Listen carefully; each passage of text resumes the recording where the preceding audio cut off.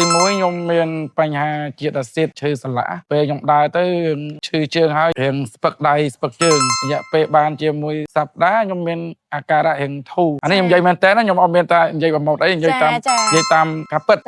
ខ្ញុំលាបទៅធូរមែនហើយខ្ញុំឈឺសន្លាក់នេះវាយូរឆ្នាំហើយពេលដែលយើងគេអញ្ចឹងពេលដែលយើងងើបទៅយើងត្រូវតោងសវ័យសវាពេលហើយយើងដើរអូសជើងអញ្ចឹងណាហើយនិយាយទៅវាដូចគៀបតសៃអញ្ចឹងពេលខ្ញុំទៅអេកូពេលថាខ្ញុំគៀបតសៃតែខ្ញុំលាបថ្នាំតាមអនឡាញជាច្រើនដែរតែលាបអត់ត្រូវ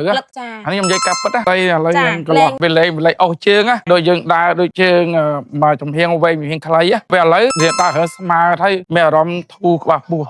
ចាទេថ្នាំនេះប្រហែលជាបានមួយសប្តាហ៍ខ្ញុំប្រាប់គ្រូសាខ្ញុំថាខ្ញុំលាបត្រូវបាទក្នុងនាមខ្ញុំជាកូនខ្មែររូបខ្ញុំមានមោទនភាពណាស់ដោយសារកូនខ្មែរយើងអាចធ្វើបានធ្វើពិតខ្ញុំឃើញនៅវិជាក់ស្ដែងគាត់អាចផលិតជាថ្នាំនឹងបានដល់ហើយខ្ញុំលាបទៅឃើញថាវាធូរស្រាលមែនអញ្ចឹងខ្ញុំសូមកោតសរសើរគាត់ដែរពុកម៉ែបងប្អូនដែលមានអាការៈរោគដូចខ្ញុំដូចជាលើសជាតិអាស៊ីតគៀបសរសៃឈឺសន្លាក់អញ្ចឹងសូមប្រើផលិតផលតែ GT ទៅមិនខុសបំណងទេពិតជាធូរស្រាលមែនតែ GT ហ្នឹងមិនត្រឹមតែឈឺសន្លាក់ទេពេលដែលខ្ញុំមុនគីឡូខ្ញុំឡើងដល់89ដល់ពេលអស់មកកំប៉ុងទៅឥឡូវគីឡូខ្ញុំនៅសល់តែ